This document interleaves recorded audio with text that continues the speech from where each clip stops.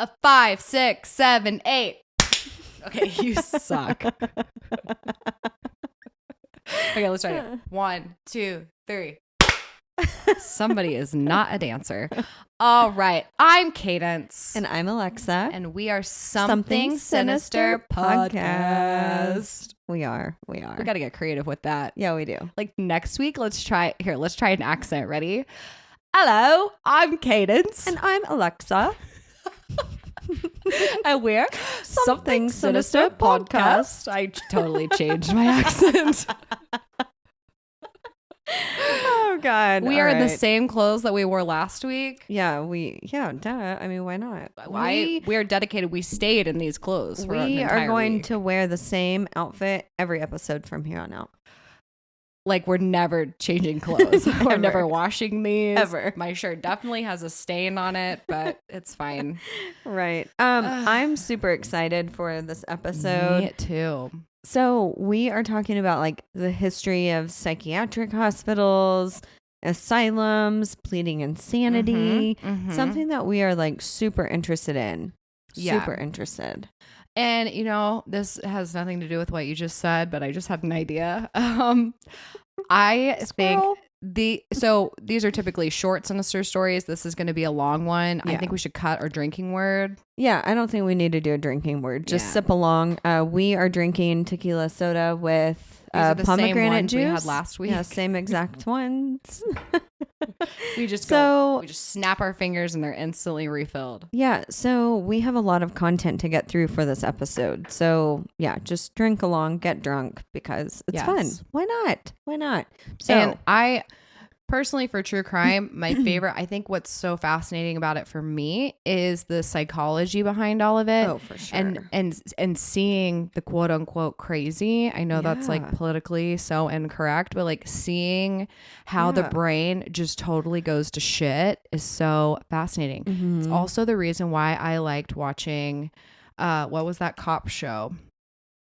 Live PD On and Patrol like Live seeing the crackheads. It was fascinating. Oh, I know. And obviously like it can get comical, but it's like, man, seeing a person who is out of their mind is just like a car crash you can't look away from. Right. It seriously is. It seriously is. Like we were watching On Patrol Live last night because we love it. It's 2.0 Live PD, whatever. But yeah, there was this girl on there and she was legit tweaking, like using a stick and twirling it like a baton. And it was wild. I'm like, what is going on through her mind now? Meth is going through her mind. Meth is going on through her mind. Yeah. So that's kind of why we wanted to do this episode. So are you ready? I'm ready. Let's just dive in. All right, our videos and podcasts are for entertainment purposes. All information discussed was found on the internet. Keep in mind, we will talk all things sinister that may not be suitable for all audiences. Viewer and listener discretion is advised. So, I am going to go over the timeline of psychiatric hospitals, asylums, and the treatment that these poor people endured. Yeah. So, back in the ancient Greek and the Roman Empire times. Wow, we're taking it way back. Way back. Okay, got it. Mental illness was viewed as a religious punishment or even a demon possession. So it's stated that in the 5th century BC, Hippocrates of Kos, who was a Greek physician, was treating mentally ill people with many different techniques that weren't related to religion, except exorcism. He wasn't treating them related to religion, such as an exorcism. Instead, he would treat them with substances and medications. He would also try to change that person's life, like by changing their job or changing their environment or changing the people that they were around to try to see if that would help their situation or help the mental illness that they were battling. So it's just keep that in mind as we talk about the timeline of treatment. And if you hear, he would treat them with substances and medications. Like cocaine. Wait, I thought cocaine was legitimately used to like treat depression at one point. It didn't say what the drugs were, but this was back like ancient Alexa Greek just gave me that what did you just say to your mother? Look, like I legitimately thought cocaine was used. No, it was, sure but that was like in the dental work and 1900s. stuff. Oh, yeah, okay. but that was we're talking way far back, 5th century BC. What am I, a historian here? Well, you should be, Miss Cornell. Anyway, so he tried to do good instead of treating these people as evil, because everyone else just wanted to like throw sticks and, shame them and, do exorcisms on these poor people. And he's like, wait a second, this isn't working. Let's try something else. Which is pretty advanced for the time. Yeah, really advanced. Even in the 1900s, like a couple decades ago, people were like, anxiety, that ain't real. You need an exorcism. Yeah. So most of the timeline that I'm going to talk about came from the U.S. National Library of Medicine, their website, and particularly an article that was called Diseases of the Minds, highlights of American psychiatry through 1900. So this article was so fascinating to me because obviously it's part of the National Library of Medicine, number one. But number two, it's so fascinating with the timeline. So obviously, fast forward to, the Middle Ages, which is the 1400s to the 1500s. People believed still that the mentally ill were possessed and that they were evil. That's just point blank, period. So they were treating them the same way, trying to do exorcisms, stoning them to death, kind of how they treated the witches too, like in the Salem witch trials. Yeah. They would hang them, they would burn them, they would do, terrible, terrible things. Then we move into the 16th century, which these professionals tried to isolate and imprison the mentally ill people. And this is when, unfortunately, the experiments started.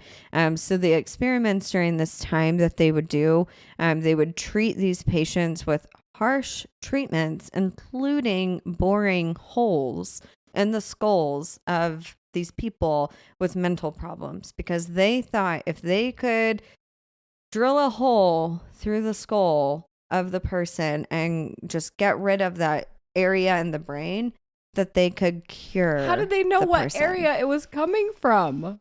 That's like even if they don't that have was the technology that we have today to know, that's, okay, the frontal lobe cortex, blah blah blah, like the spot is the spot. Yeah, they just maybe if we just give their brain a little more room to breathe. Right.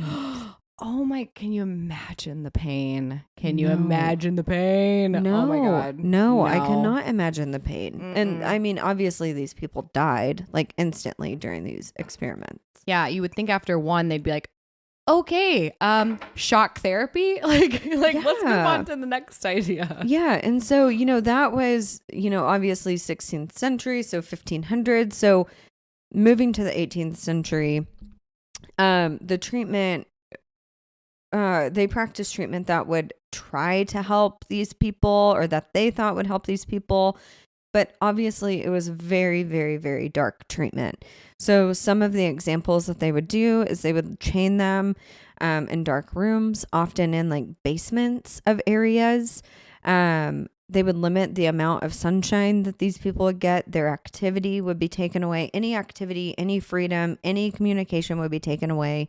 And of course, they would continue experiments that occurred, which now had advanced. So instead of just drilling holes into their heads and seeing them just dying, they would now submerge these people in water for hours. So kind of like waterboarding. I read something where they would legit get these people to where they were almost drowning, dying of drowning, but bring them right back up right before they would die.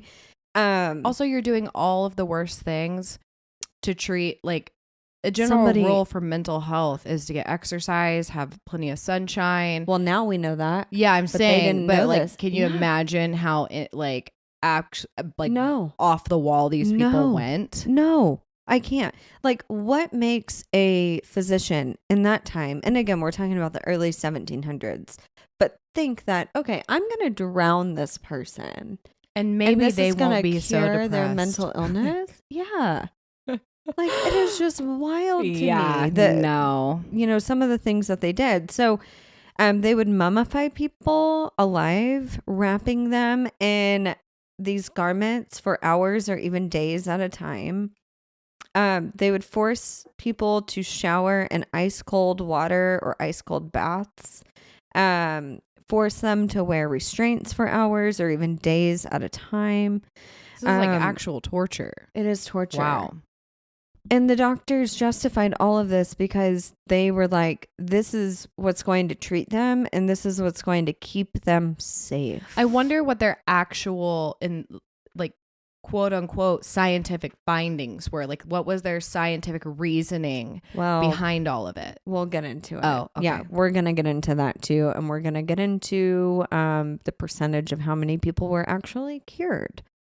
Keep in mind, I haven't gotten to the timeline of the asylums yet, but you can only imagine the smell, the filth. It was poorly run, limited food, limited water. I mean, if they are treating people like this, they're definitely not taking care of them by any means. No.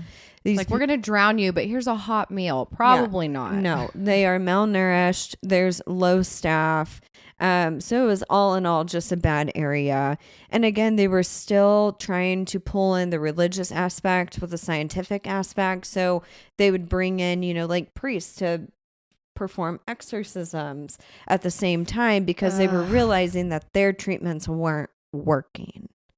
Wow. I mean, and I'm assuming, especially if you're not under demonic possession, that just going through an exorcism is traumatic alone, but then you're being tortured and deprived and all these other things on top of it. Right. I would be like, this is hell. I'm living in hell. Legit hell. Legit hell. And, these poor people were looked at being evil, and the physicians and the priests just wanted to get the evil out. So at that point, I'd be like, just kill me. Like at this point, just don't worry about it. Save the time and effort here.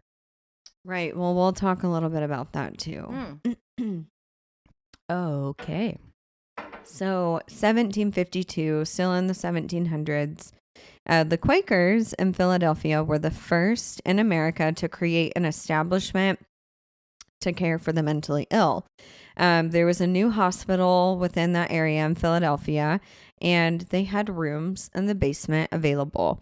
This is where they would allow the mentally ill to stay. However, the rooms had shackles attached to the walls to keep the mentally ill shackled. So it sounds more like a prison than a hospital. Absolutely. Yeah. Yes. And worse than a prison. Worse than a prison because they're in the basement, no light, shackled. Right. 1773. So getting more into the timeline of kind of, how many psychiatric hospitals there were and the development around them.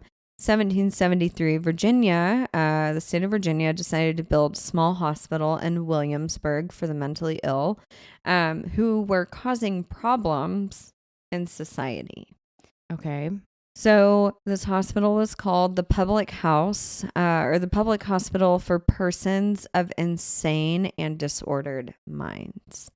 A lot of these names of these hospitals are terrifying. Terrifying. Absolutely terrifying. Terrifying. But side note, Williamsburg, Virginia is absolutely beautiful. Like, especially in the fall. Yes, that's when I was there. Absolutely gorgeous. Or the area. Yes. But it's so basically pretty. everything on the East Coast during the fall is just gorgeous. Yeah, it really is. It really is. So 1792, the New York hospital decided to follow suit, and they opened up a ward for insane patients. But also at this time in 1792, not related to this New York hospital specifically, just the timeline, there was a doctor in Paris named Dr. Pennell. And he found what's called, he was the one who founded the moral treatment. He believed that treating patients with mental illness with needed care and kindness could improve their conditions. So he made sure that all of his patients were unchained, put in rooms with sunlight, gave them the freedom to exercise and walk around the facility. And because of this, Dr. Pennell inspired the Quaker Society in New York to follow suit. So they did. And they would try to treat these patients very similarly or in the same way to see if they could reform the mentally ill. So as we had talked about back in 5th century BC, that physician did the same thing. He's like, well, why are we treating these people like they're criminals? Yeah. We need to treat them with kindness. We need to like change they have a their mental illness. Yeah, we need to give them activity. We need to let them exercise, stuff like that. So Dr. Pinnell kind of set a new standard, but unfortunately not for long. Yikes. Yeah, I wonder how that was received just publicly. Well, at this time, there weren't too many mental institutions. We're talking about 3 within the late 1700s in the United States. Yeah. So, in 1808, the New York State Hospital created a larger facility, but in 1821, they needed an even larger facility. They just got so many patients, not only from New York, but from other areas, on the East Coast. So people would travel and drop off their loved ones or whatever the case may be. So they built what's called the Bloomingdale Asylum, which is now considered in the Upper West Side of New York. So just think of that area, but that's where it was. Fast forward to 1894. So we were in 1821, 1894. The facility ended up closing and moving and building a new facility in White Plains, New York. And if you don't know where White Plains, New York is, it's right outside of New York City, 20 minutes outside of the city. So they called this facility the Payne Whitney Westchester Hospital. Wow, that is a mouthful. I know. A lot of Payne these. Whitney Payne Westchester. Whitney Westchester Hospital. Got it. Okay. Yeah. And today, it is part of the New York Hospital of Cornell Whale Medical Center, which I thought was fascinating. Yeah, and that's who's writing all of these articles about all of this stuff. Yeah, they really are. So keep that in mind for that timeline. I know we bounced almost to the 1900, but we're coming back to early 1800s. So 1817, Philadelphia ended up opening another asylum. They called it the Asylum for the Relief of Persons Deprived of the Use of Their Reason.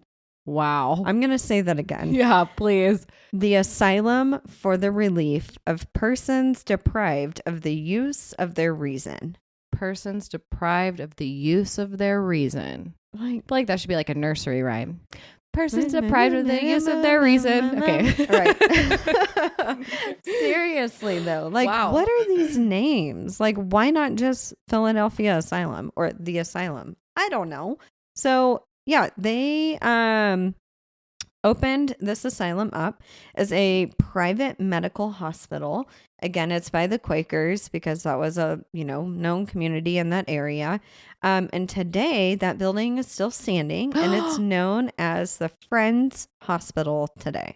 Friends Hospital. So we went from the people deprived of the use of their reason to Friends. To Friends. So you guys should have kept the original name. You should have kept it, You done right? fucked up with that one. Can you imagine and it's operating today. Yeah. As Friends that hospital. as a hospital, like a normal hospital. Okay. Yes. But still terrifying. Yeah, I would not want to be a patient. Okay, and this is in 1817. no, the city, Oh, this is in Philadelphia. Philadelphia. Yeah. Interesting. Yeah.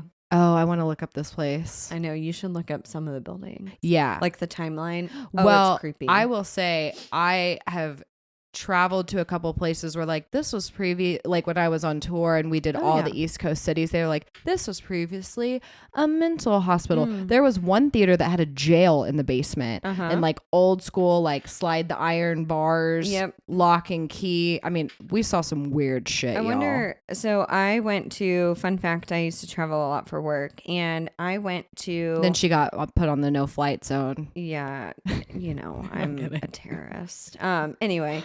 So I went to this town. It's called Nassawadox, Virginia. So right outside of Williamsburg area. But you kind of drive to an outer island. And I went to a facility because I used to work in, nursing homes or whatever. And I went to a facility and this facility, you're going to be like, whoa, what the fuck? this facility, when I pulled up to it, I got the heebie-jeebies. I'm like, oh my God. Yeah. And you're one of those people, you can feel that shit. Yeah. This was like terrifying, legit terrifying. I'm like, oh my God. And I have to work in this all week? Like, they're what? like, and we saved you a room for your overnight stay. Yeah. Also, I'm a big fan of American Horror Story. And this was, it looked like the hospital in one of the American Horror Story seasons. So I was like extra freaking out. This is what it looked like walking up. Yeah, no, I'm out. Right. So absolutely not. This hospital was built in the mid 1800s, I want to say. Yeah, right around this time. Exactly.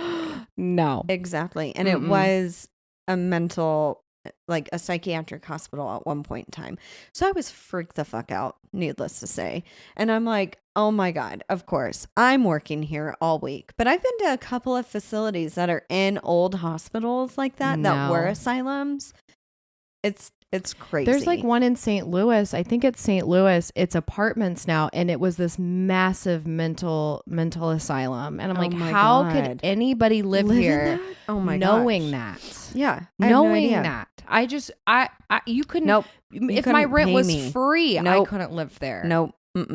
Nope. So anyways. Yeah. Back on topic. Back to the timeline. 1824. The Eastern, this is another great name for a hospital.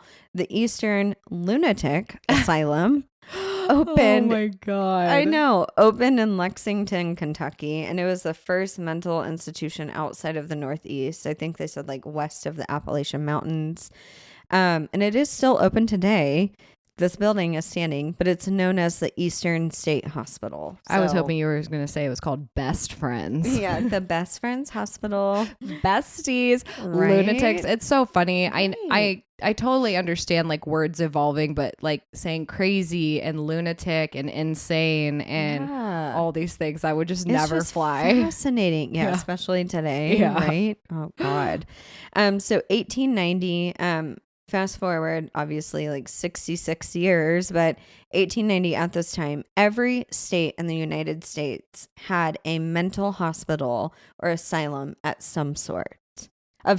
So whether it was like a ward in the basement of a hospital or they put little like makeshift trailers next to hospitals, but they had institutions. So just to make this correlation, what year is that? 1890. 1890, but we are in 2022 and we still know very little. Like we are just now getting to a point where we accept that there are like, and I know there's a whole spectrum of mental illness that's like anything from having like chronic depression to having like psychosis and DID and at least according to the NAMI or whatever it is, like they even list autism as like a mental defect. Right. So I know there's this whole spectrum, but it's crazy to me that some of the basics of mental health we are just now like getting our shit together with. Yeah. But we had insane asylums back at this time in 1890. What the fuck went wrong? We created a cell phone in a matter of decades, but we can't figure out how the fucking brain works. Right. That is infuriating to me. Isn't Sorry, that's crazy? My rant. No, it's crazy. And a lot of this, the rest of the story is going to infuriate you. So. Sorry, I keep clearing my throat, guys. You're just going to have to get over it. I have severe allergies. Yeah, she's falling apart. I am. So in the Take me to Friends. In the early 1900s, mental hospitals were now overcrowded, and the inhumane treatment did not improve in most, if not all, of these asylums. So, I read an article that said people would just pawn off their like kids or their family members that had any sort of mental like illness. Are you going to get into the ice pick lobotomies? Yes. Okay. That's my favorite part of this whole thing. Yeah, it's crazy. It's crazy. But they really did. Like if let's say your kid is throwing and this tantrums.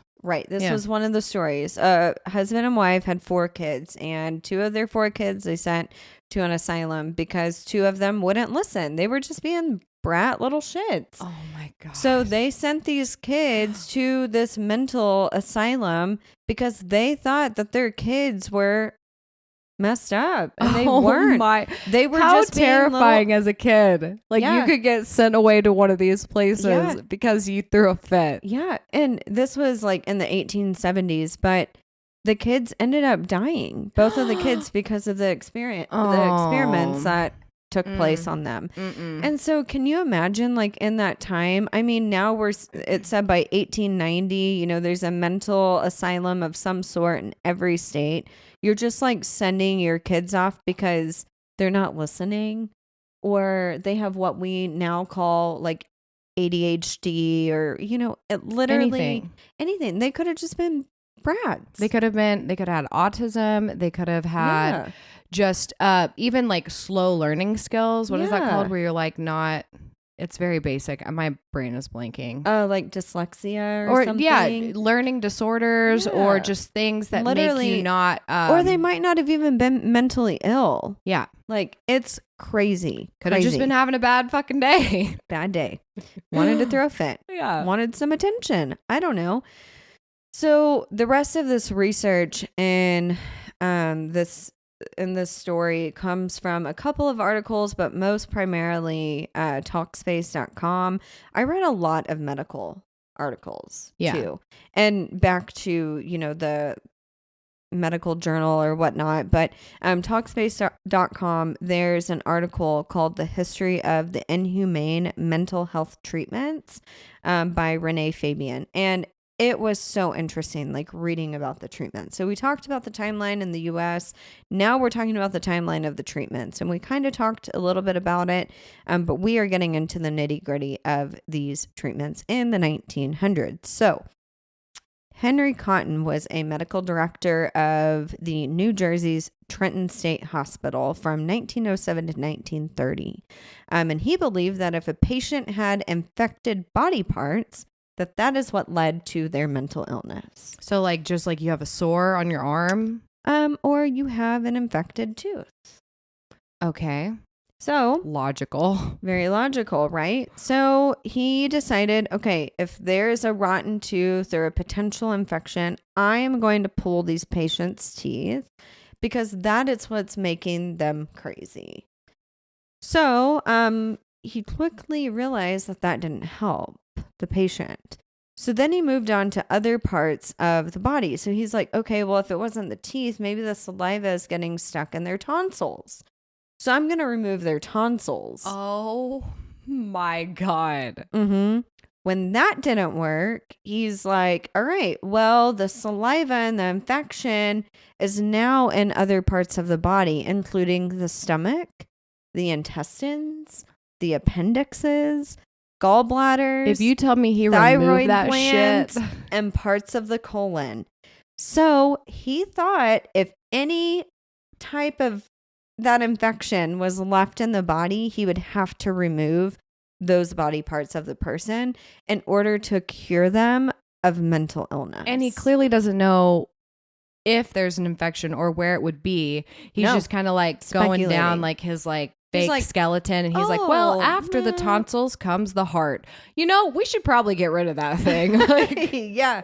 Seriously. Oh my God. So as he realized he's getting rid of these people's body parts, they're dying. He murdered a lot of people trying to cure them because, it clearly did not cure them. Wow. I wonder if he's listed as a serial killer now. Yeah, he should be. That is terrifying. Very terrifying. Yeah. The infection somewhere. So you big fan of your toes? Because we could take those next. What is that song? Like the elbows connected to the arm bone. Yeah, that one. It's like the teeth are connected to the tonsils. The tonsils are connected to the stomach.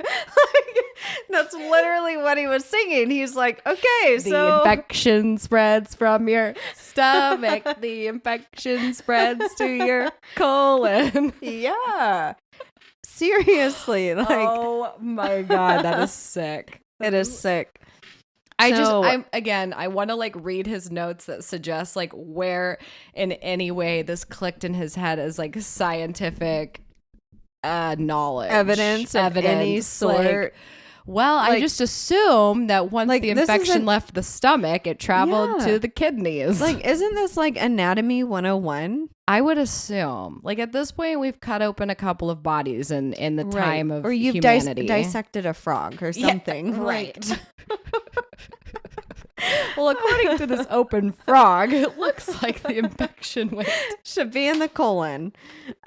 So back on track, guys. Stay focused. Anyway, so a little later in the 1900s, a man named Julius Wagner Jauregg knew that high fevers stopped symptoms of advanced syphilis. So he thought it would be a great idea to inject patients. Oh my God, Alexa. With schizophrenia who had schizophrenia with malaria infected blood. What? Yeah. He even earned a Nobel Peace Prize in 1927 because of this. Guys, this is we are too civilized at this point for this bullshit. Yeah. Yeah. So, and get this, he earned a Nobel Peace Prize, but only 15% of his patients were cured of schizophrenia due to being infected with malaria-infected blood. The rest of his patients died. Which, do we know now, schizophrenia can't be cured, can it? Just controlled? I think it can be controlled just by medication, but I don't think it's something that can be cured. I don't want to get into that debate because I have a very weird opinion about schizophrenia, but we'll talk about it on another episode. But my point being is it could be 0% were cured. 100. Potentially. Exactly. Depending on what the actual facts are. Yeah, I mean, what is stopping these people from like faking it? You know? Yeah, or just being okay for a while. Like maybe they tried something else, a new medication that was working, but instead he's like, nope, it was the infected needle. Blood. It was the malaria infected it was the blood. Malaria that cured schizophrenia. Yeah, and he's infecting somebody else's blood in so they're probably also getting like all kinds of other shit. So they can't even focus on the schizophrenia. Yeah. They're probably in the high fever, especially, they're probably fucking out of it. Oh, yeah. They're like, I can't focus on anything else except the fact that my body temperature is 105. Right. Wow. So also that year, a German neurologist, Manfred Siegel, created the insulin shock therapy. Pray the gay away or shock him to death. Right. Well, he would inject high levels of insulin in his patients, and this would cause them to have convulsions and go into a coma. He would then revive his patients from the coma, thinking that they were woke from the dead and that they would be cured of any mental illness that they may have. What the fuck? So this is an actual electric shock therapy. This is shock, like we're sending your body into a coma shock. Yes. We'll get into electric shock therapy in a little bit. But he would repeat this treatment also for months at a time on the same patient. And keep in mind, this would cause a lot of symptoms, including amnesia and, of course, death. I mean, he had a lot of people dying because of this, because they would be brought into a coma and they would die.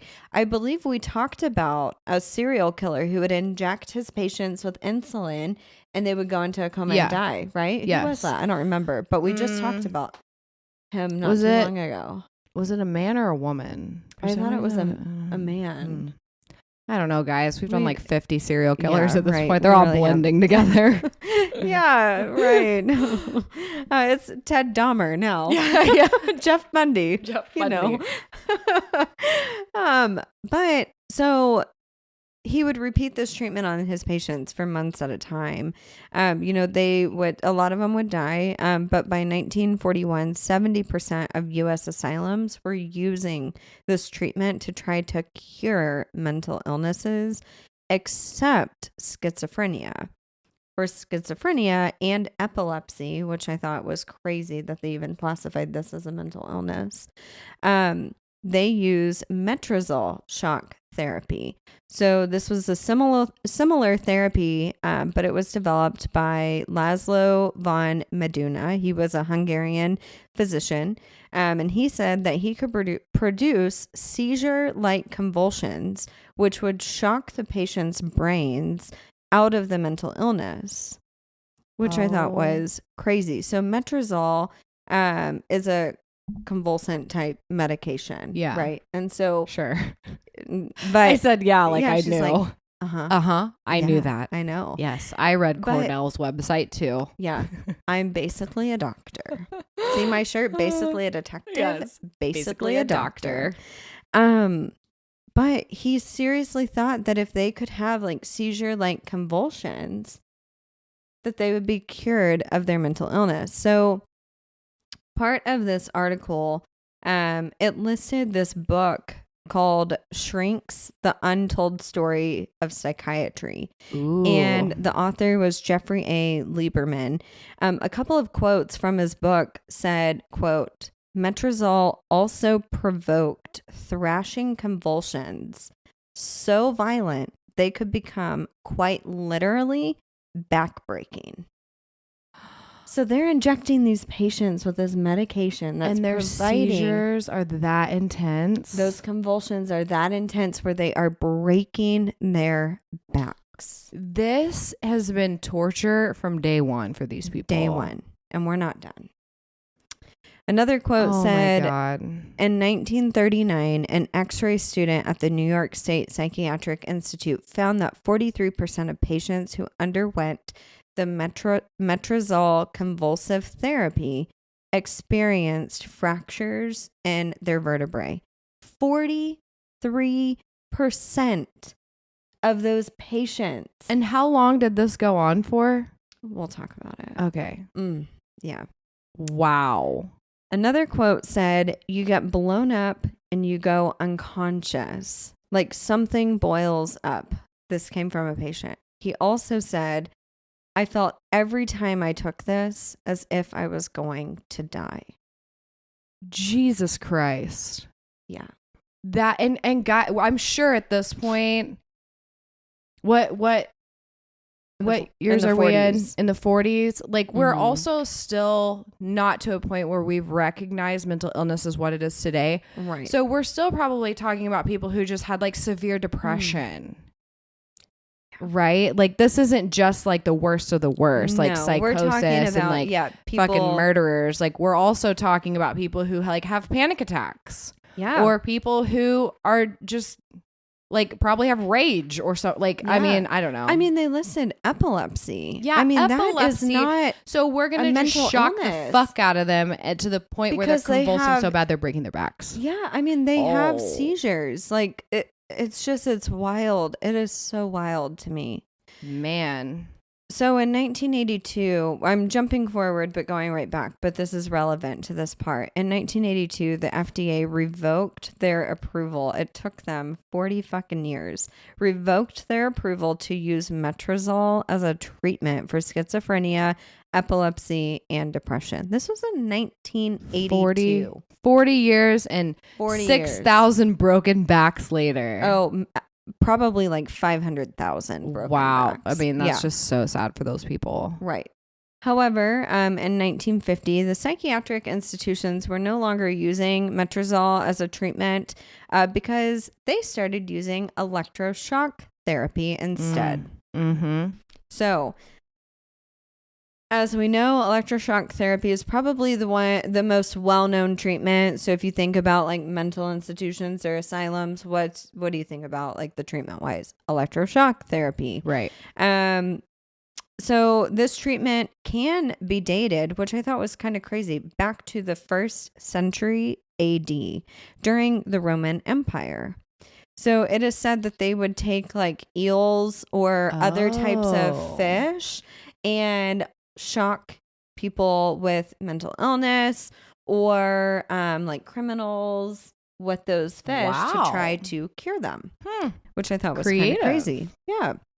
I would take a fish over an actual electroshock therapy treatment, but I don't know. I was stung by a jellyfish. That shit fucking hurts. Yeah, I'm sure. It was not fucking fun. Yeah, but it's not like waves of I also grabbed an electric fence one time. You did. So I can compare the two and genuinely say... Fun fact, I still have a ton of mental illness, so I can contest that shock therapy doesn't work in any form.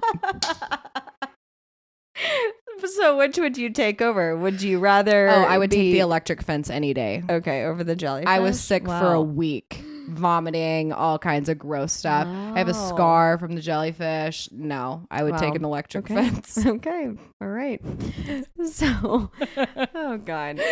1938 to 1945, the electroshock therapy took precedence as treatment. So that's when it was like first involved in these asylums as a treatment. But again, by 1950, this is when, they weren't doing other treatments other than electroshock therapy.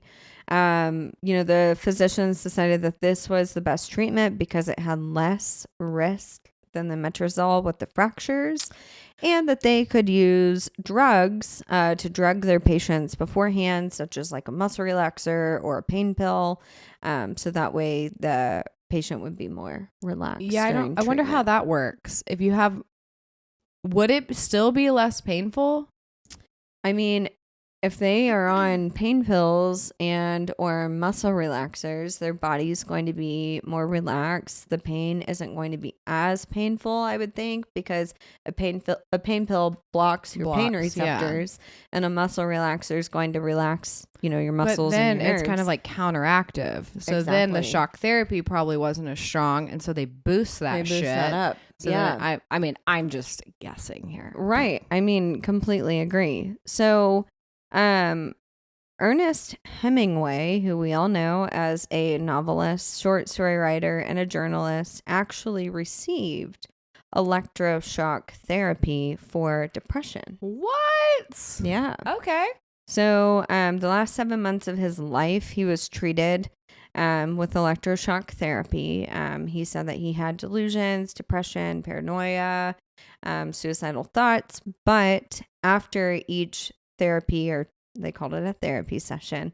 After each therapy session, he said his delusions got worse, his depression got worse, his paranoia got worse, and his suicidal thoughts got worse. So, unfortunately, he killed himself with a shotgun. Oh. Yeah. So that just goes to tell you, if it's going to kill Ernest Hemingway, it's going to kill anyone. Right. They said that electroshock therapy increased amnesia and many other symptoms, including suicidal thoughts. I want to say, and this wasn't factual, it wasn't in like any medicine type journal, but it said like 41% of patients who received electroshock therapy either died on the table or due to suicide. Yeah, I mean, I can't imagine that the damage it did to everything, not just their brain. So, and these people are doing, I'm assuming, repeated amounts of time. Yeah, he did it for 7 months. Yeah, Yeah, 7 months. I want to say it said like 20 some treatments. Yeah, that's what I'd be curious about, is how many. Yeah. And he was willingly going to a therapist. Like, he wasn't locked away in an institution. He was like going to his doctor, and the doctor's like, yeah, do this. And he's willingly agreeing to it. Right. Can you imagine the poor people that are like prisoners in these asylums that have to get it? Yeah. Yeah. No. So another quote from Lieberman in his book says, and quote, depressed patients in particular often showed dramatic improvements in mood after just a few sessions of the electroshock therapy. Because they're fucking out of it. Yep. While there were still some side effects to ECT, they were nothing compared to the daunting risks of coma therapy, malaria therapy, or lobotomies. It was truly a miracle treatment. Yeah. So now we're going to move into lobotomies. Oh, I could probably tell this story by heart. I know. I'm upset. There was a wild Netflix thing that broke down like old medicines and like all these different like weird things. Yeah. And the lobotomy aspect it fascinates me. So for all the listeners who don't like graphic content, I feel like lobotomies are like, whoo, it's a whole other level. So what a lobotomy is, for those of you that don't know, it's a surgical procedure in which the nerve pathways and the lobes of the brain are severed or cut in those areas. So all throughout the brain, you have so many nerves, obviously. And so they go in and they cut these nerves. And at this time, the physicians and the psychiatrists thought that if they could cut the connection to the mental illness, then the patients would be cured. So reasonable enough. Right. The patients would be put into a coma-like state. Some of them were alive and not in a coma-like state, like well there mentally. The doctors would use a hammer type instrument going through the top of the eye sockets. And they would start to cut, the nerves that connected to the frontal lobe of the brain. Yep.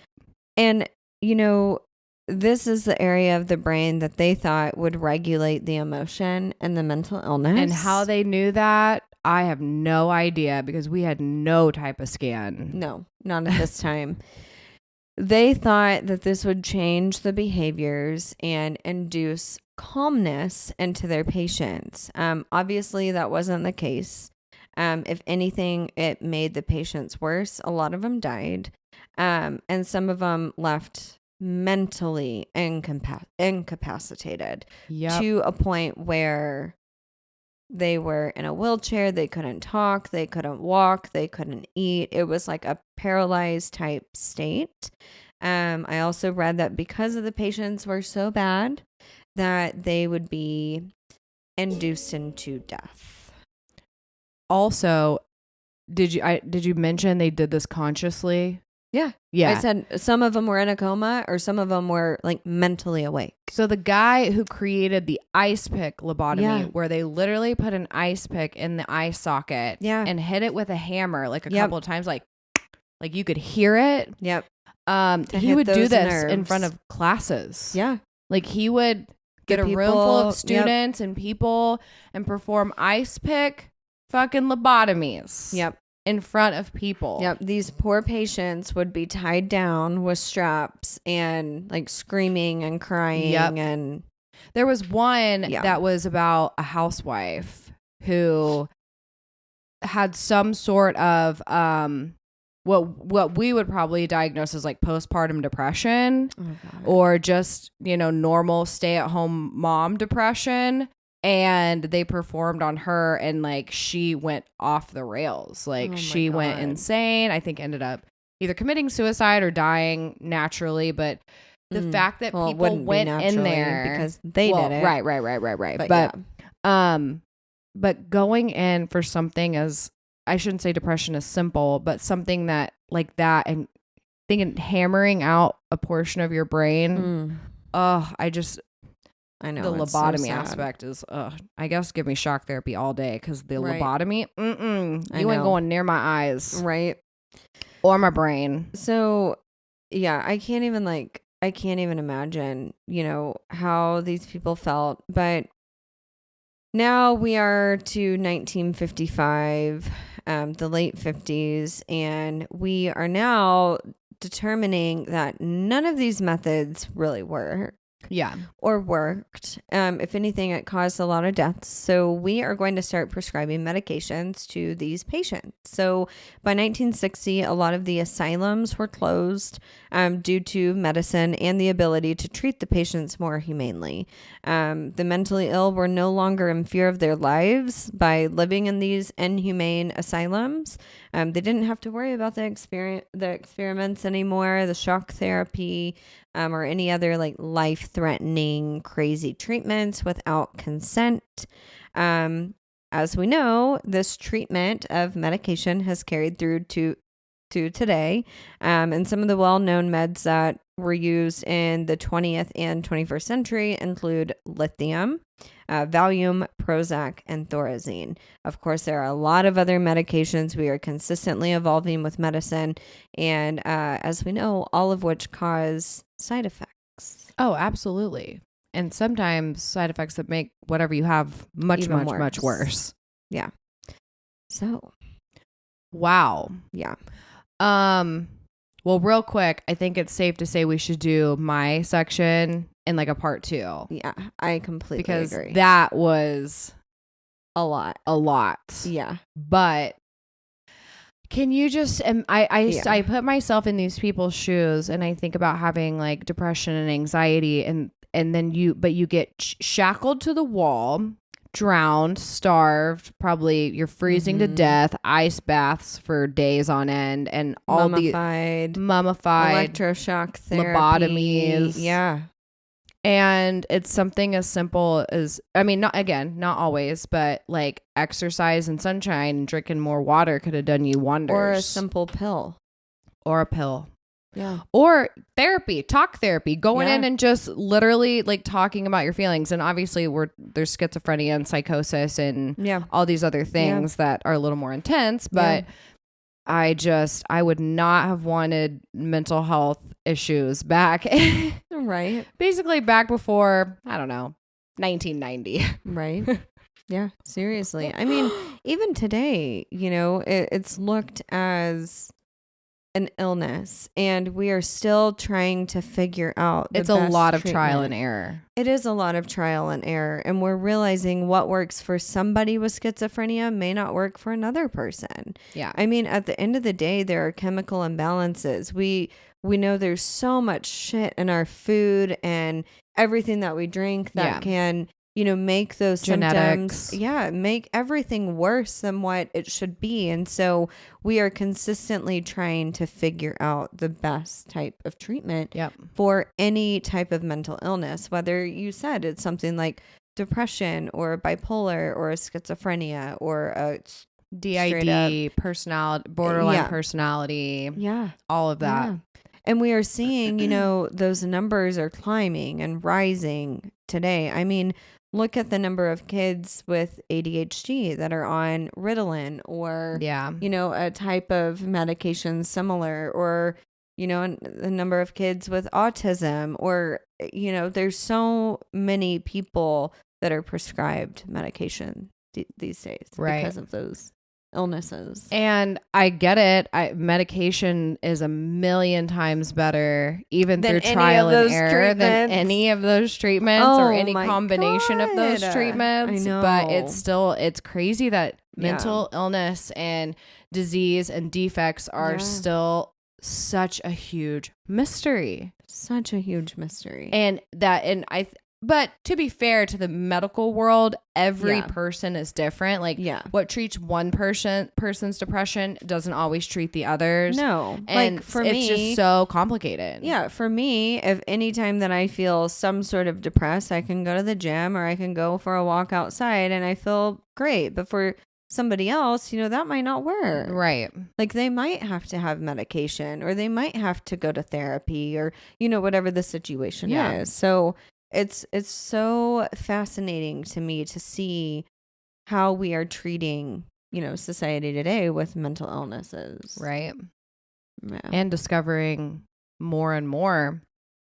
Like DID is one that fascinates me because there's still like, I don't know this actually, but from what I read, because I watch so much YouTube over DID, dissociative identity disorder, that there's still previously known as multiple personality disorder, is that I want to say the majority of medical professionals don't even think it's real. Yeah. And that just blows my mind because I'm like, we don't even know actually like if this is real or like how the medical world views it. I just read something today about that. Yeah. How a group of physicians like published in one of the physician journals saying like, this is fake. And any criminal who uses this as an excuse to plead insanity. But like then the argument comes in is like, okay, so let's say that it is fake. Yeah. Again, playing devil's advocate here. Right. Haters. We're telling both sides. We're telling both sides. We're being fair. Then what is it? Yeah. Like then these people live a life, live a lie 24/7. Then what? Then what is that? If you don't think DID is real, then what is that? Because that is dedication to a false disease and in shame, your eyes. Exactly. And shame on them. It's like, if these people with DID are truly being truthful and saying this is what happens, yeah, shame on you for telling them that they're lying. Yeah. If they're being truthful. No, absolutely. And, you know, talking about liars too, a liar will believe their lies. Right. So then you have to throw that aspect into it. So it's like, right. So what part of this is like valid and what part of this is true? And I even read something with that. I forget who it was. It was some criminal, like an armed bank robber back in like the 60s. They studied his brain. He ended up, I forget his name. I wish I knew. He ended up pleading insanity for multiple personality disorder and said that whoever it was, I'm just going to say the name Doug. Doug told him to rob these banks and to be very violent. Seriously, but I forget the name. It's Doug. Doug told him to rob these banks. Dirty Doug. Yeah, to be very violent, to, you know, beat the bank tellers and stuff like that. But his name, I don't know, Fred, was like, no, there's no way I would have ever done that. And like during trial, he was like, I didn't do that. I didn't do that. He was switching. Yeah. And then Doug would come through and be like, no, yeah, fuck yeah, I did it. Fuck those people. And then Fred would come back and be like, where am I? Like, it was fascinating just to see and to read. But it's like, somebody like that, are they truly playing this game? I mean, again, there are really people who live, like, I follow YouTubers with DID that talk about their life. Hang on one sec. Let me finish. They studied his brain. Oh, yeah. They cut open his brain. They studied it. There was no difference between somebody with DID and somebody without. And so that's one thing that I think these physicians are having a hard time understanding, is that the brain is the same. Yeah. The only thing that they did see is he did have some like damage to the frontal cortex, which could be like PTSD or whatever, which could lead to DID. Because that DID is caused by trauma. It is a created illness. It's a created illness. Your brain is protecting you. Your mind is protecting you from this trauma and helping you get through this trauma. Well, it's kind of like you can't scan a brain and tell if someone is delusional. Yeah. Right? Right. Like I know you can't people cut open a brain until they're dead. So I mean, seriously though, like I hate you. All right. Well, now that we probably sound like fucking morons. And fun fact, guys, if you cut open a body, it instantly dies. Maybe not, because I could cut her arm and she would live. Oh my God. Jeez. Well, okay. So amazing shit. For socials, we need to post pictures of these places. We really do. Next episode, we'll release this Thursday as a part 2, but we're going to talk about pleading insanity. So now that you guys have a visual of what these mental asylums and institutions, the timeline and the history. Yeah. Now that you know what the treatments were back in those days, now we're going to tell you at least, and we're not talking about people who check themselves in. These are people who were forced to go to these places, whether they're criminals or well, they would be criminals unless falsely accused. But for the most part, we're going to talk about criminals that are sent to these places, why they're sent there, what does pleading insanity mean, blah, blah, blah, blah. Yeah. So we'll see you Thursday. Go follow us on social media. Also, please, wherever you're listening, rate the podcast 5 stars. Apple, Spotify, all of that stuff. Hit the download button. And if you're watching on YouTube, hit like, hit subscribe, and stay sinister. Bye.